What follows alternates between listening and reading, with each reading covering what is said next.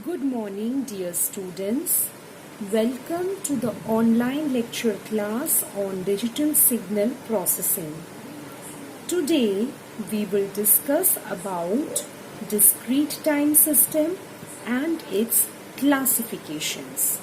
So first we have to know what is a discrete time system. Definition-wise, any system that has a device or an algorithm operating on a discrete time input signal sequence represented as xn according to some well-defined rule so as to produce another discrete time signal yn as the output signal is known as a discrete time signal. So mathematically, I can write down their relationship as y of n is equal to t x of n. Now, if I want to represent this pictorially, then I can draw it as this is a discrete time system. The input signal over here is xn and the output signal over here is yn. So this is how I can explain a discrete time system. Next we move on to classification of discrete time systems. This is our next topic. Now this can be done in 6 different ways. First is static and dynamic.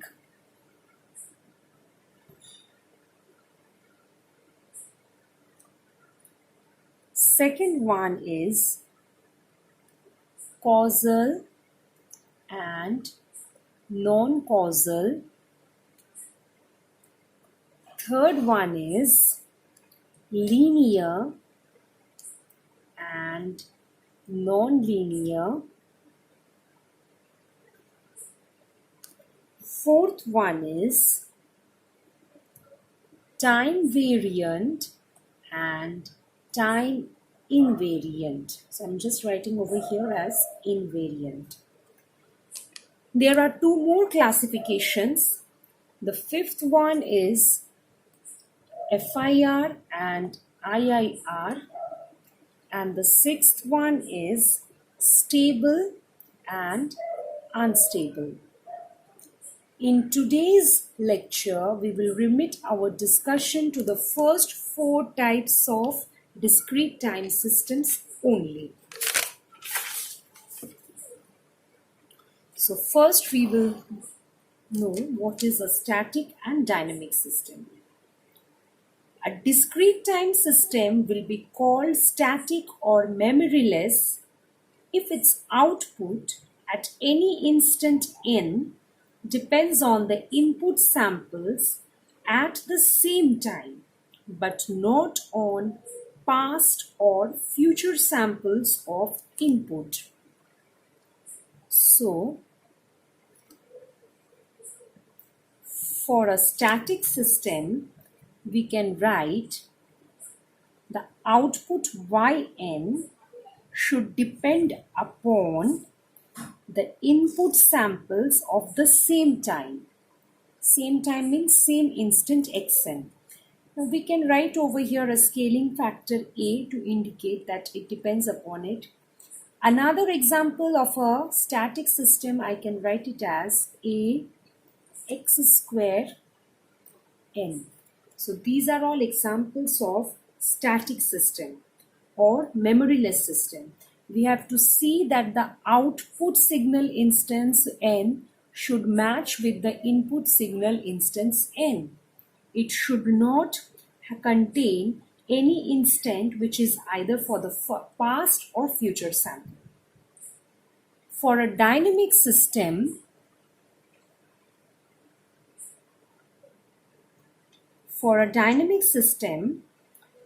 memory will be present. So I can write an example of a dynamic system as, if memory is to be present, I can write it as AXN minus 1. So I can see that some memory is present.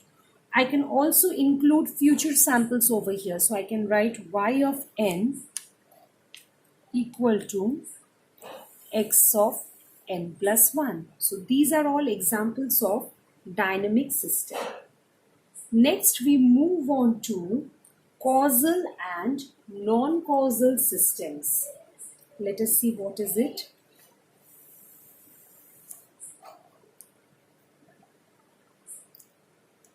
Causal system. A system is said to be causal if the output of the system at any instant n depends only on the present and past inputs, but it will not depend on any future inputs. So I can say the output will depend upon only the present and past inputs. So it will be a function of present inputs.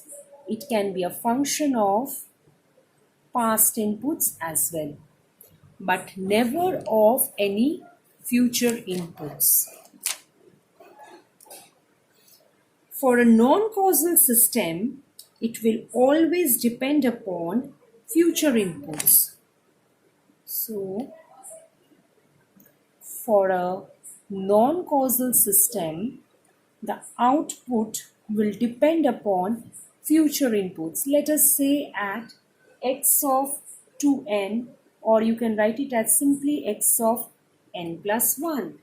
So this is an example of a non-causal system. The last one that we will study today is linear and non-linear system. Linear and non-linear. So let us now discuss what is a linear system. You all know, any system which satisfies the superposition principle will be called a linear system. Now, what is a superposition principle? According to this principle, the response of a system due to weighted sum of signals should be equal to corresponding weighted sum of outputs of the system for each of the individual input signals. So I can say for a linear system,